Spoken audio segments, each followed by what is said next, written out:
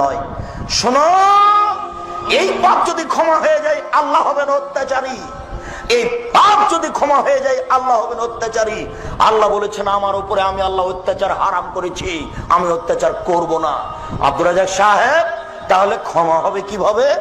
রিকশাওয়ালাকে খুঁজে বের করতে হবে, হাত ধরে বলতে হবে, ও রিকশাওয়ালা, আমি বুঝতে পারিনি গো, তোমাকে এক থাপ্পড় মারা আমার ভুল হয়েছে, তুমি আমাকে মাফ করো। এই কথা বলা ছাড়া ইহকালে পরকালে কোথাও আর ক্ষমা নেই। আশ্চর্য পাপ, মানুষের সাথে জড়িত পাপ। তুমি তো আর বুঝতে পারছো না চেয়ারম্যান, মেম্বার, এমপি, মন্ত্রী কত বিপদে আছে। তারা যদি বিপদ বুঝতে পারতেন তাহলে জনগণের সামনে হাত জোড় করে বলতেন, জনগণ আমার ভুল হয়েছে, জনগণ আমার ভুল হয়েছে। আমার গাজীপুর বাজারে আমার বাপের 1 শতক জমি আছে, ওখানে আমি একটা দোকান করে বাকি জীবন খাবো, আমি দায়িত্ব পালন করবো না, আমি চলে গেলাম। উনি বুঝতে পারছেন এটা কত কঠিন। কি করে? একটু। কি করে? একটু। কিভাবে? একটু। 1 বস্তা গম ছিল জনগণের, আর 1 বস্তা গম ছিল তার বাপের। তো ওখান থেকে কিছু গম এদিকে চলে এসেছে। না না না, কিছু নয়, 100 না, 100 নয়, একটা গম 10-এর এদিকে চলে এসেছে। চেয়ারম্যান সাহেব দেখলেন যে 10-এর গমের মধ্যে থেকে একটা গম আমার ভিতরে চলে আসলো। চেয়ারম্যান সাহেব গমটা ওইদিকে করলেন না, এবার তিনি হজ করতে চলে গেলেন। হজ করতে গিয়ে কাবা ঘরের গিলাপ ধরে কাঁদছেন, আল্লাহ আমার ভুল হয়েছে, মাফ করো। আল্লাহ কিছু গম আত্মসাৎ হয়েছে, তুমি মাফ করো। এইভাবে কাঁদতে যদি থাকেন, এক পর্যায়ে আল্লাহ বলবেন, ও চেয়ারম্যান সাহেব, আরে যে না ছিল আমার ব্যাপার, যত বড় পাপ হোক না কেন। ও চেয়ারম্যান সাহেব, সুদ ছিল আমার ব্যাপার, যত বড় পাপ হোক না কেন। গম যে আমার নয় গো, গম যে জনগণের, আমার কাছে ক্ষমা হবে না, জনগণের কাছে ফিরে যাও। বুখারী, মুসলিম, আল্লাহ রাসূল বলেছেন, যে দায়িত্বশীল যত বড় গাদ্দার, ধোঁকাবাজ, প্রতারক, তার পিছনে পতাকা হবে তত বড়। হেডমাস্টারকে গিয়ে ছেলেটা বলছে, স্যার আমার ভর্তির জন্য 3000 টাকা রাখেন। তো 3000 টাকার 2000 টাকা রেখে 1000 টাকা পকেটে করে নিয়ে মাছ কিনে বাড়ি চলে গেল। ও হেডমাস্টার সাহেব, বুঝতে পেরেছেন এটা কত বড় জটিল? বাকি জীবন আর ক্ষমা হবে না। আমি বুঝাতে পারছি না মনে হয়, বাকি জীবন আর ক্ষমা হবে না। এটার পথ কি এটা একটু বলবো, কিন্তু পাপ এত জটিল, আপনাকে আমি কি দিয়ে বুঝাই? এইটা আপনার বাপের জমি, 62, 72 জমি জরিপ আছে, নিখুঁত জমি, ওখানে আপনি আলু চাষ করেছেন। আলু চাষ করে এই গাজীপুর বাজারে বড় আলুগুলি মুখের উপরে রেখে মাত্র 5 টাকা ঠগে বিক্রি করলেন। এখন ক্ষমা নেন দেখি। কিয়ামত পর্যন্ত কাঁদলে ক্ষমা হবে না। যত মানুষকে ঠগে আলু বিক্রি করেছেন সবার কাছে টাকা ফেরত দিতে হবে। গরু জবে করেন, বিক্রি করেন, গোস্ত গরু জবে করেন, বিক্রি করেন, দিনে কোটি টাকা ইনকাম করেন, তাতে আসে যায় না। কিন্তু প্রত্যেক দাঁড়িতে 50 করে গোস্ত কম দিয়েছেন, এবার ক্ষমা নেন দেখি। বুঝাতে পারলাম না? যে না, যত বড়ই পাপ হোক না কেন, এখনই যদি আল্লাহকে বলেন, চোখের পানি ফেলে, আল্লাহ আমার ভুল হয়েছে, আমাকে মাফ করো, একবার বললেই ক্ষমা হয়ে যাবে ইনশাআল্লাহ। 100বার আপনি কেঁদে বলেন সেটা ভিন্ন কথা, এটা আল্লাহর সাথে জড়িত পাপ ক্ষমা করা সহজ।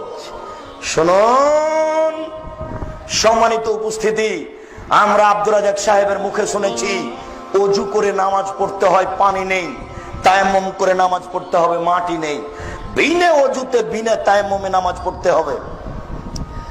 কেবলার দিকে মুখ করে নামাজ পড়তে হয়, কেবলা বোঝা যায় না, এমনিতে নামাজ পড়তে হবে।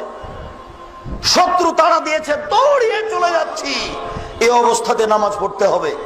গাড়িতে দাঁড়িয়ে আছি, ঠেলে ঠেল মানে না, এইভাবে হাত উঁচু করে শিকল ধরে আছি, নামাজের টাইম হয়ে গেছে, এইভাবেই নামাজ পড়তে হবে। দাঁড়িয়ে নামাজ পড়তে হয়, বসে দাঁড়িয়ে থাকা যায় না, বসে থেকে পড়তে হবে। বসে থাকা যায় না, শুয়ে থেকে পড়তে হবে।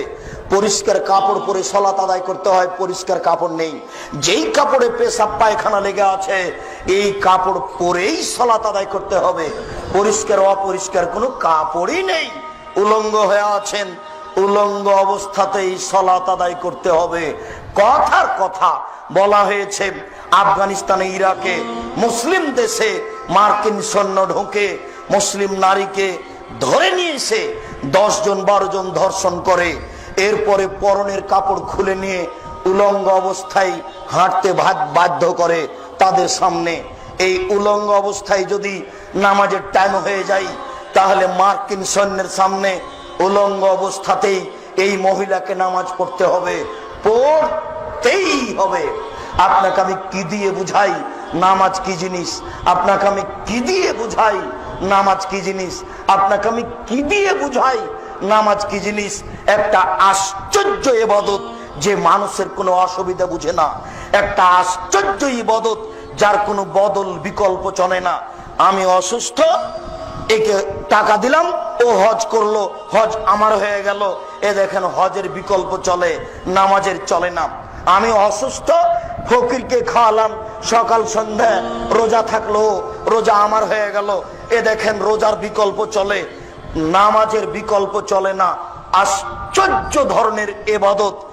ইমাম আবু হানিফা রাহিমাহুল্লাহ বলেছেন, কেউ যদি অলসতা করে 1 ওয়াক্ত নামাজ ছেড়ে দেয়, তাহলে তাকে জেলখানায় বন্দি করে পিটিয়ে নামাজ পড়াতে হবে। ইমাম আহমদ ইবনে হাম্বল রাহিমাহুল্লাহ বলেছেন, কেউ যদি অলসতা করে 1 ওয়াক্ত নামাজ ছেড়ে দেয়, তাহলে তাকে কুরবানি করতে হবে। বর্তমান আরবি বিদ্বানগণ এখন বলছেন, এই মুহূর্তে আরবি বিদ্বানগণ বলছেন, স্বামী নামাজ পড়ে, স্ত্রী পড়ে না, স্ত্রী পড়ে, স্বামী পড়ে না। বিভাগ কেটে গেছে, চেয়ারম্যান লাগে না, মেম্বার লাগে না, কাজী লাগে না, খাতা কলম লাগে না, বিভাগ এমনিতেই গেছে। আপনাকে আমি কি দিয়ে বুঝাই নামাজ কি জিনিস? আল্লাহ নবী বলেছেন, এই মওরু আওলাদাকুম বিসসালাত আহম আবনাউ সাবি সিনিনা, তোমরা তোমাদের ছেলে মেয়েকে নামাজ পড়তে বলো যখন তার বয়স 7 বছর।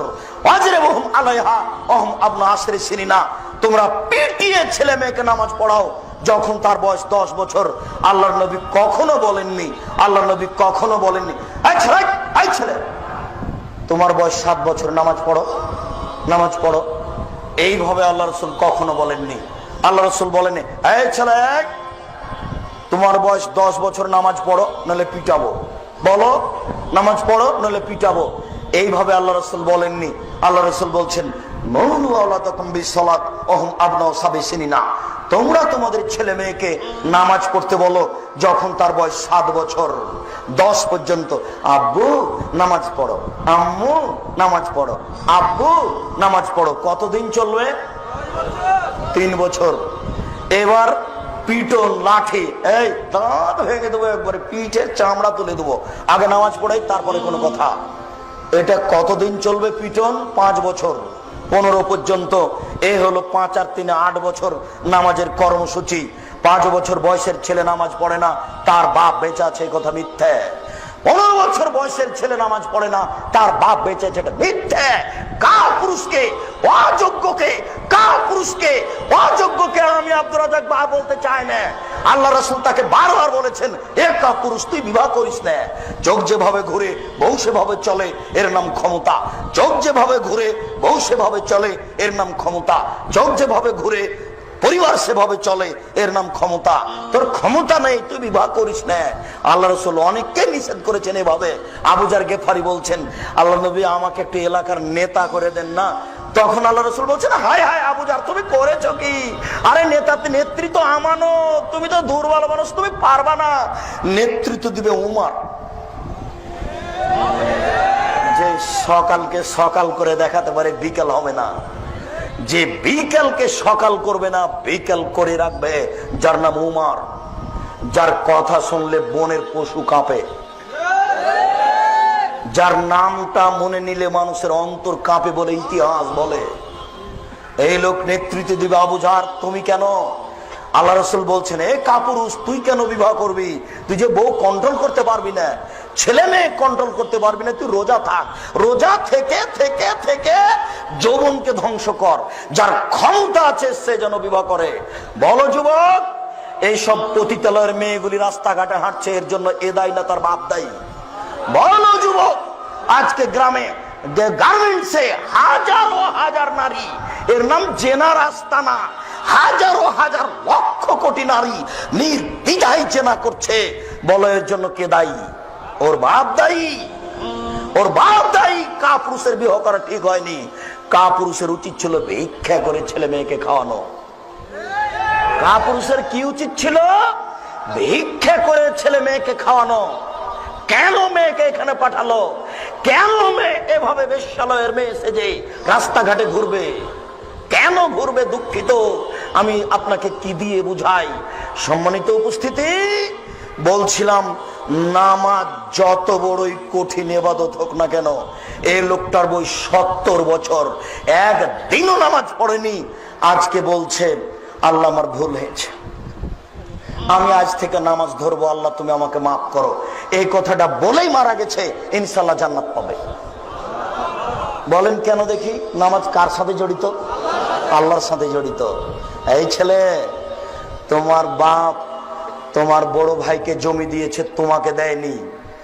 এবার বলো তোমার বাপের কি হবে? আর জান্নাত হবে না।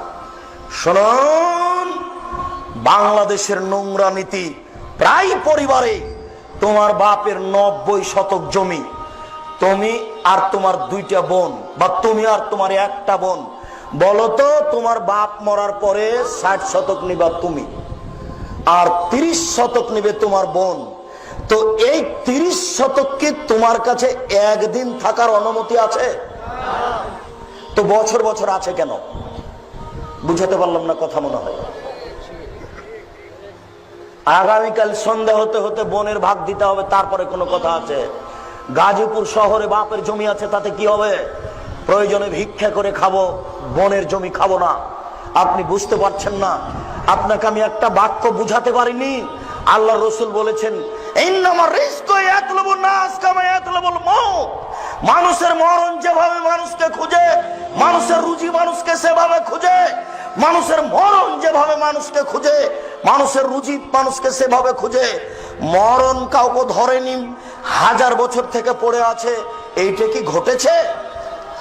মরেনি এমন কোন মানুষ কি আছে?